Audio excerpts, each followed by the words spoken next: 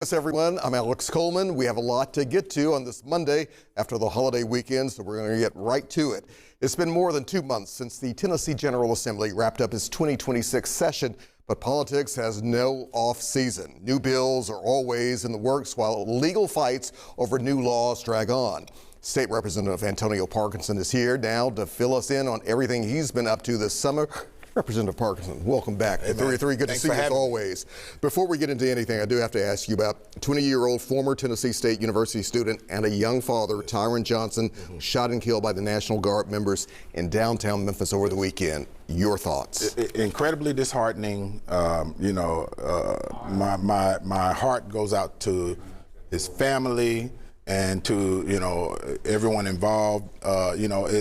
There's nothing good about that, nothing good that can come out of that.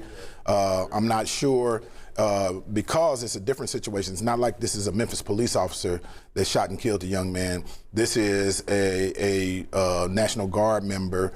And this has some federal ties to it. It has state ties to it. I'm not even sure what, or if we even have a strategy or a plan for when this happens and who's supposed to investigate. So what does this say about the role of the National Guard? Because when Governor Bill Lee first came and announced that they are coming to Memphis, Tennessee, as well as the Memphis Safe Task Force, that the issue would be whether or not they would be armed or not. And we were told they would not be armed. We were also told they would not be in a law enforcement capacity. They were there just to support the Memphis Police Department. But again, I made the mistake of jumping to conclusions on the Tyree Nichols case and making assumptions, and I came on air here and apologized for that. And so I'm not going to do that again. I want to see the information, get all of the details and the facts before I form an opinion on this, because it's so early and there's still, I'm sure, a lot more information that has to come out. Of course, the other follow-up will be, should the National Guard, should the Safe Task Force, should they remain in Memphis, even though, of course, the debate has been crime has decreased since they've been here, but how do you see that? Well, I see it as what the people need, what the people want, what's best for our people. My thing is always about improving people's quality of life, and safety is the top concern for that. And so that's something that we have to weigh. This incident, I don't want to minimize it because it is a tragic incident. But again, we have to wait for the facts to come out so I can see, what happened and if there is a way to course correct. Another issue, of course, that goes back to the Tennessee General Assembly, this Memphis Oversight Committee, the board that will overlook and oversee things for Memphis Shelby County schools. Of course, a federal judge stepped in last week to say, let's put things on hold right now, at least for the time being. What's your interpretation? That says a lot, the fact that he issued an immediate TRO or an immediate stay or stop to the process and to the law. And, and as they go back to court, they have to figure everything out. I think it's going to be interesting. Of course, I am adamantly opposed to anything that puts another non-elected group over elected officials.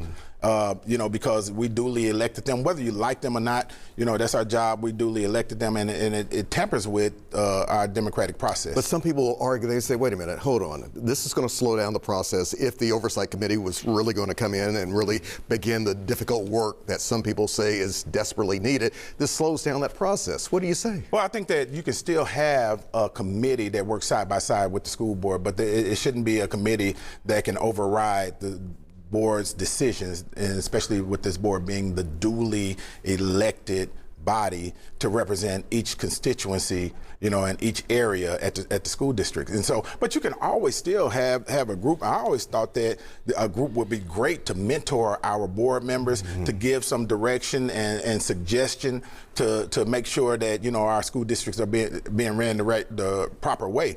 But again, also on that note, there were 40 other school districts that were performing worse than what Shelby County schools and had worse audits, and none of those schools were set for takeover. Do you still have faith in MSCS? Do you still have faith in MSCS leadership? I absolutely have faith in MSCS. I absolutely have faith in MSCS leadership. And I want you to think about this, right? I always try to give people this example. You look at the sun. The sun has trillions of quadrillions of sunbursts coming off of, none the same size, same power, same strength, right? Same thing with Memphis and Shelby County schools. there are trillions of great things that are happening at Memphis and Shelby County schools, but people choose to harp on the one or two things that they can benefit or exploit out of the billions of stories that are coming out of Memphis and Shelby County schools. All right, let's take things from the Mid-South to the Middle East. You were recently in Israel. How did this trip come about, and what were your observations? Yes. So the Israeli consulate, they are sending groups of legislators and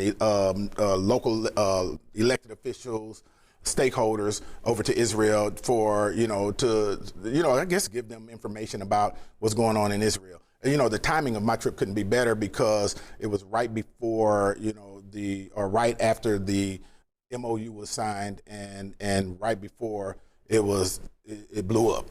and so but the trip was eye-opening for me. It's fact-finding for me, right? And it can't, you can't propagandize me, right? So I went over there, I learned a lot. So what's your interpretation of the mood there and the sense that this war that was supposed to be very short is still dragging out? Yeah, I can tell you this. One thing, a lot of the Israelis, they praise Trump, right? They love President Trump, worship President Trump. I'm not sure how they feel about him now with the way things are now. But also, I had a chance to go through the Holocaust Museum and see the parallels to the Trump policies and how Hitler, applied policies and how it affected, those Jewish folks that were in Europe at the time. And I asked those hard questions. How do you reconcile, your praise for President Trump and at the same time, while there's so many similarities to Hitler? And I also asked the question, it's 193 countries in the UN, and you only have about 2 or 3 allies. How do you reconcile that? Is everybody wrong, right? Or what is the genesis of the disdain for Israel? Do you think, have you received any pushback? Because some people like say, these parallels are a bit extreme here, Trump, Hitler.